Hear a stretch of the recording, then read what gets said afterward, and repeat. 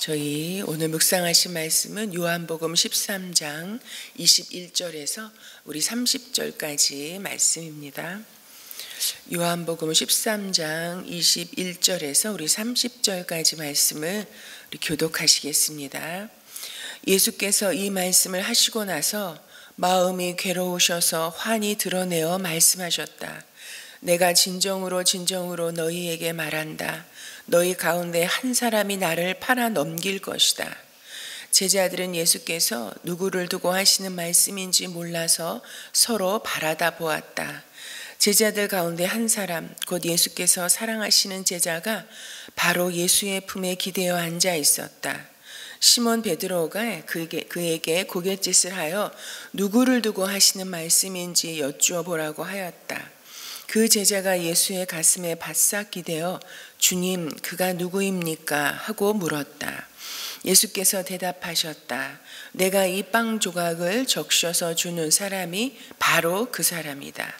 그리고 그 빵 조각을 적셔서 시몬 가룟의 아들 유다에게 주셨다. 그가 빵 조각을 받자 사탄이 그에게 들어갔다. 그때 예수께서 유다에게 말씀하셨다. 내가 할 일을 어서 하여라. 그러나 거기 앉아있는 사람들 가운데서 아무도 예수께서 그에게 무슨 뜻으로 그런 말씀을 하셨는지를 알지 못하였다.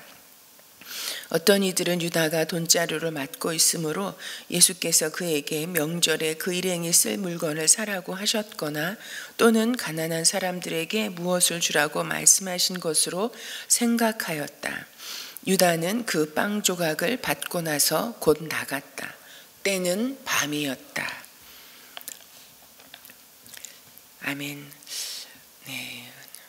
오늘 21절에 보면 예수께서 이 말씀을 하시고 나서 마음이 괴로우셔서 환히 드러내어 말씀하셨다고 이렇게 기록하고 있습니다. 여러분, 마음이 괴로우신 예수님이 우리에게 오늘도 또 말씀하시고 찾아오십니다. 여러분, 요한복음에는 예수님께서 마음이 괴로우셨다라는 이 모습이 자주 등장하는 것을 우리가 확인할 수 있습니다. 여러분, 오늘까지 세 번째입니다. 이제 앞으로도 괴로우신 예수님의 그 모습과 마음이 표현되어 나타날 것인데요. 우리 11장에서는 여러분, 죽은 나사로 앞에 참으로 이 마르다와 마리아의 그 우는 모습과 그리고 많은 유대인들이 나사로의 죽음 앞에 우는 것을 보시고 마음이 비통하여 괴로워하셨다라고 그렇게 표현하고 있습니다. 그리고 또 12장에서는 주님께서 십자가의 그 죽음 앞에 피하고 싶어 하시는 그런 인간적인 그런 마음을, 그 괴로운 마음을 표현하고 계신 것을 우리가 볼 수 있습니다. 그러면서 지금 내 마음이 괴로우니 무슨 말을 할까? 아버지, 이 시간을 벗어나게 하여 주십시오 하고 말할까? 아니다. 나는 바로 이 일 때문에 이때에 왔다. 그렇게 말씀하시면서 괴로운 중에 그러나 하나님의 그 영광을 드러내는 길을 가시는 예수님의 모습을 우리에게 보여주고 있습니다. 여러분, 마음이 괴로우셨다. 이 표현을 통해서 예수님이 너무나도 우리와 같은 인간의 모습을 입고 오신 하나님이시라는 것을 다시 발견할 수 있습니다. 그러면서도 참으로 그런 괴로운 마음 가운데도 피하지 아니하시고 하나님의 영광을 드러내는 일, 우리를 사랑하시되 정말 끝까지 사랑하시는 우리의 구원을 위해서 죽음의 길을 가시는 예수님의 모습을 우리에게 보여줍니다. 여러분, 오늘도 참으로 이 말씀을 하시고 나서 마음이 괴로우셨다라고 이렇게 말하고 있습니다. 여러분, 주님께서 이 말씀을 하시고 났는데 이 말씀이 어떤 말씀입니까? 바로 앞에 있었던 우리 18절의 이 말씀입니다. 주님께서는 참으로 이렇게 말씀하십니다. 내 빵을 먹는 자가 나를 배반하였다 한 성경 말씀이 이루어질 것이다. 제자 중에 한 사람의 그 배반을 참으로 주님께서 미리 말씀하십니다. 그러면서 이렇게 말씀하시죠. 내가 그 일이 일어나기 전에 너희에게 미리 이렇게 말하는 것은 참으로 그 일이 일어날 때 너희로 하여금 내가 곧 나임을 믿게 하려 하는 것이다. 내가 곧 하나님이 보내신 바로 그 사람이라는 것을 너희로 믿게 하려는 것이다. 그러면서 또 말씀하시죠. 내가 진정으로 너희에게 말한다. 이건 너무나 중요한 주님의 말씀이라는 것입니다. 나를 보내는 사람을 영접하는 사람은 나를 영접하는 사람이요. 그리고 나를 영접하는 사람은 나를 보내신 분을 영접하는 분이다. 이 말씀을 하시고 주님께서 마음이 너무나 괴로우셨다고. 제자가 나를 배반할 것이라는 그 말씀을 하시는 주님의 그 괴로운 마음을 이렇게 고백하고 있으십니다. 그러면서 내가 괴로운 중에도 이것을 너희에게 미리 알려주는 것은 나를 곧 믿게 하려는 것이요. 그리고 나를 영접하고 하나님을 영접하라 하시는 주님의 그 마음인 것을 이렇게 괴로운 마음을 통해서 표현하고 계십니다. 여러분, 그래서 마음이 괴로우셔서 얼마만큼 괴로우시냐, 그래도 제대로 알아듣지 못하는 것 같아서 이제는 주님께서 환히 드러내어 말씀하셨다라고 말씀하고 있습니다. 여러분, 알아듣지 못하니 이제는 더 환히 더 자세하게 주님께서 말씀하셨습니다. 여러분, 어떤 걸 말씀하십니까? 다시 반복해서 말씀해 주시잖아요. 내가 진정으로 너희에게 말한다. 여러분, 주님의 이 괴로울 정도로 고통스러운 이 마음을 좀 잘 알아들어라. 이게 너무 중요한 말이다. 제자들에게 당부하듯이 말씀하시는 거죠. 또 어떤 걸 말씀하십니까? 너희 가운데 한 사람이 나를 팔아넘길 것이다.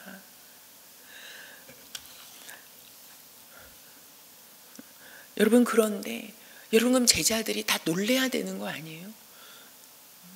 여러분, 주님께서 여러분 우리 가운데 지금도 나타나셔서 너희 은혜샘물교회 이 성도 중에 한 사람이 나를 팔아넘길 것이다. 나를 팔아먹을 것이다. 만약에 그렇게 말씀하신다면요, 여러분, 우리 다 너무나 뜨끔해가지고 이게 무슨 말씀인가? 나를 향해서 하시는 말씀인가? 여러분, 우리 굉장히 긴장하고 그렇게 들을 것 같지 않습니까? 여러분, 그런데 제자들의 반응이 어떻습니까? 제자들은 예수께서 누구를 두고 하시는 말씀인지 몰라서 서로 바라다 보았다고 이렇게 말하고 있습니다. 여러분, 그리고 감히 예수님께 주님, 그게 무슨 말씀이십니까? 우리 중에 누가 예수님을 팔아먹는다는 것입니까? 여러분, 그거를 묻지도 못하고 묻지도 않고 있는 제자들의 모습을 우리가 보게 되어집니다. 여러분, 그러면서 그래도 늘 우리를 참으로 실망시키지 않고 또 가장 먼저 나서서 이 베드로가, 시몬 베드로가 참으로 예수의 품에 기대어 앉아있는, 예수님께서 사랑하시는 제자인 이 요한에게 고갯짓을 해서 여러분, 누구를 두고 하시는 말씀인지 여쭈어 보라고 했다라고 기록하고 있습니다. 여러분, 바로 뭐 옆에 앉았는지 좀 떨어져 앉아 있는지 잘 모르겠지만 요한을 바라보면서 어떤 표정과 어떤 모습인지 여러분 너무 상상이 되지 않습니까? 고갯짓을 해서 야, 좀 주님한테 누군지 좀 알아봐 하는 그런 장면을 이렇게 보이고 있습니다. 여러분, 우리는 모르면 예수님께 물어보면 되잖아요. 여러분, 베드로는 예수님의 제자 아닙니까? 얼마나 예수님의 하고자 하시는 일에 참으로 먼저 나서고, 그리고 누구보다 열심히 예수님을 쫓아다니려고 하고, 여러분, 그랬던 베드로인데 이런 중차대한 말씀을 하시고 너무나 알지 못하겠는 말씀을 하실 때, 그러나 예수님을 팔아먹는 제자가 있을 것이다 라고 말씀하시는 이런 심각한 상황 가운데, 그러면 주님 앞에 여러분 물어보면 되잖아요. 주님께 알지 못하겠습니다. 주님 무슨 의미입니까? 무슨 뜻입니까? 여러분 물어보면 되잖아요.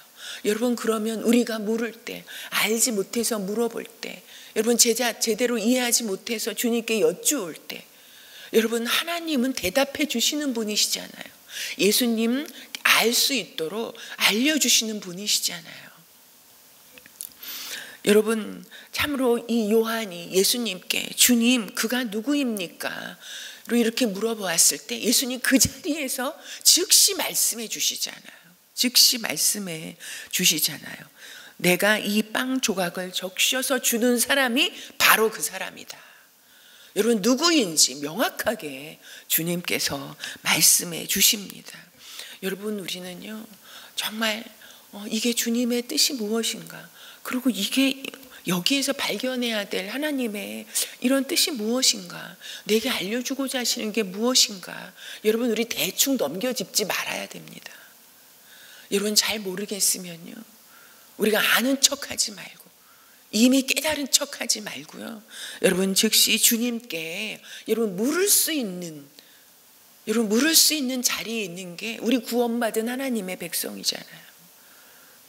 여러분 우리가 물을 때 주님은 대답해 주십니다. 내 수준에 맞게 여러분 깨달아 알도록, 그래서 그 말씀을 깨닫고 돌이키도록, 그래서 주님께서 말씀하시는 길을 가도록 우리를 이끌어가 주시는 분이십니다.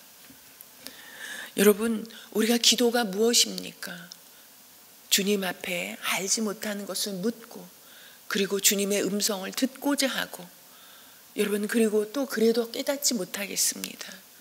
주님 알려주십시오. 드러내 보여주십시오. 그리고 주님께서 알려주실 때 제가 그 뜻대로 순종하겠습니다. 그리고 조명해 주실 때 내 안에 감추어진 모든 죄악들을 회개하고, 그리고 내 모든 상한 마음을 주님께 토로하고, 그러면 주님께서 만져주시고 말씀해 주시고, 그리고 다시 주님께서 주시는 힘으로 일어나서 살아나가는 것이 여러분 주님과 우리의 관계 아닙니까? 그리고 그것이 주님께 기도하는 우리의 자세여야 하지 않겠습니까?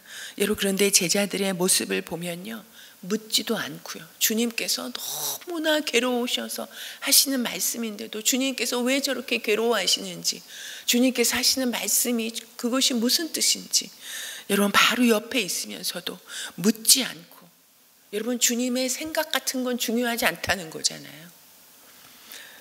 여러분 주님의 의도가 무엇인지, 그것보다 내가 주님을 따르는 원함이 무엇인지, 내가 주님을 믿고 주님을 쫓아다니는 이 뜻이 무엇인지, 이것을 어떻게 하면 이룰 수 있을까, 어떻게 하면 예수님을 내가 따르는, 내가 그래서 세상을 잡고자 하는, 세상에서 높아지고자 하는 그것을 어떻게 하면 이룰 수 있을까, 여러분 그거에 더 관심이 많은 제자들은 끝까지 자리다툼을 하는 그런 모습을 보여주고 있습니다. 여러분 그래서 기도도 우리가 내 원함만을 내세워서, 여러분 마치 주님의 목을 붙잡고 멱살을 붙잡고 흔들어대듯이 빨리 내가 원하는 것을 내놓아 달라고, 내가 원하는 대로 일이 되게 해달라고, 여러분 그것만 부르짖는 우리의 모습은 아닌지 우리가 돌아보기를 소망합니다. 여러분 예수님은 참으로 주님 그가 누구입니까? 하고 물었을 때 예수께서 대답하셨습니다.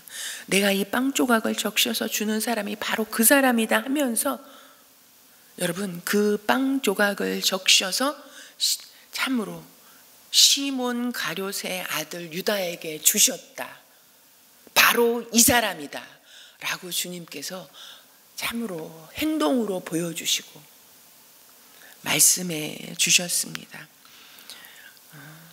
여러분 그런데 그 빵 조각을 받자 사탄이 그에게 들어갔다 라고 말씀하고 있습니다. 그러면서 주님은 말씀하시오. 내가 할 일을 어서 하여라.